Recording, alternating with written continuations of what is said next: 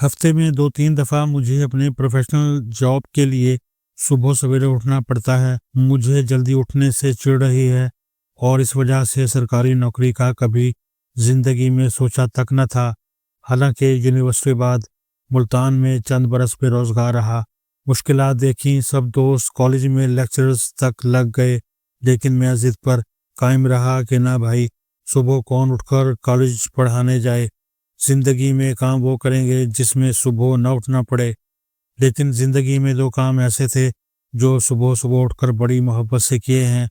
ان کی تفصیل پھر کبھی صحیح۔ صبح اٹھ جاؤں تو میں کافی بینز کیفے پر کافی پینے چلا جاتا ہوں۔ اکیلے بیٹھ کر میوزک ایپ پر رفیع، مکیش، لتا جی کے گانے سنتے ہوئے اپنی پسند کی کافی کا بھی اپنا مزہ ہے۔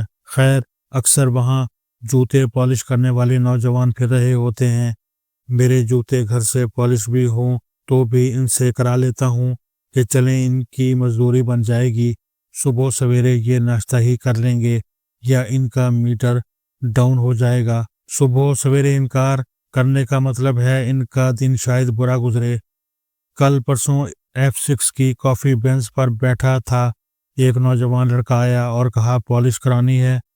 آپ نے اکثر دیکھا ہوگا کہ جوتے پالش کرنے والے آپ کی شکل نہیں بلکہ پاؤں دیکھیں گے کہ جوتے صاف ہیں یا نہیں، وہ پھر ہی فیصلہ کر کے آپ کا چہرہ دیکھے گا۔ مجھے نعیم بھائی کی بات یاد آتی ہے جو آنکھوں کے سرجن تھے۔ وہ کہا کرتے تھے ہماری بھی ایک عادت سی ہو جاتی ہے کہ جو بندہ ملتا ہے ہم پہلے اس کی آنکھوں میں دیکھتے ہیں آیا اس کی آنکھوں کو کوئی مسئلہ تو نہیں ہے۔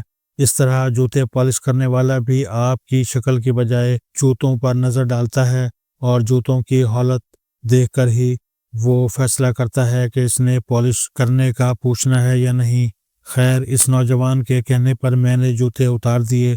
وہ کچھ دیر بعد بڑی محنت سے جوتے پالش کر لایا۔ میں نے جیب سے پیسے نکال کر اسے دیے۔ وہ بقیہ گننے لگا۔ میں نے کہا رکو ذرا، اپنے جوتے اتارو اور جا کر انہیں میرے پیسوں سے پالش کر کے لاؤ۔ وہ کچھ حیران ہوا کہ وہ اپنے جوتے پالش کیوں کرے۔ میں نے کہا پیسے میں نے دینے ہیں، آپ کر کے لاؤ۔ وہ حیران نظروں سے مجھے دیکھتا چلا گیا۔ کچھ دیر بعد وہ اپنے جوتے پالش کر کے لے آیا جو اب چمک رہے تھے اور پہن کر اسے اچھے لگ رہے تھے۔ اسے اپنے ساتھ بٹھایا اور سمجھایا بیٹا، جو بندہ دوسروں کو کوئی بھی سروس دے رہا ہے اور وہ سروس دیکھنے والے کو اٹریکٹیو نہیں لگ رہی تو وہ گاہک سروس نہیں لے گا۔ اگر حجام کے اپنے بال بکھرے اور الجھے ہوئے ہوں گے اور اپنی شیو بڑی ہوئی ہوگی تو اس سے کوئی بھی اپنے بال سنوارنے نہیں جائے گا۔ میں نے کہا آپ کے اپنے جوتے گندے تھے تو مجھے کیسے پتا چلے گا کہ چمکتے ہوئے جوتوں کی کیا شان ہوتی ہے؟ تمہارے جوتے چمک رہے ہوں گے تو مجھے بھی لگے گا یار ایک تو یہ بندہ کام اچھا کرتا ہے اور اوپر سے صاف ستھرا جوتا پالش بعد کتنا اچھا اور انسان کتنا باروب لگتا ہے۔ اب ذرا دیکھو تمہیں چمکے ہوئے جوتے دیکھ کر کیسا لگ رہا ہے؟ اس نے جھک کر اپنے جوتے دیکھے تو اس کی آنکھوں میں چمک اور ہونٹوں پر مسکراہٹ ابھری۔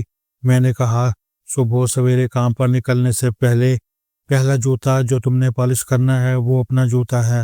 تمہارے گاہک بڑھ جائیں گے، زیادہ پیسہ کماؤ گے اور تمہیں اپنا آپ بھی اچھا لگے گا اور تمہارے گاہک انکار نہیں کر پائیں گے۔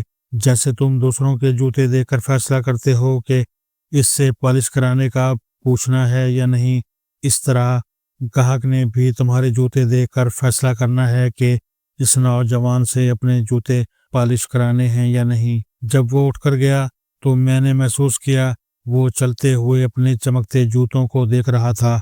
اسے سب کچھ عجیب لگ رہا تھا، شاید اسے اپنا آپ اچھا لگ رہا تھا۔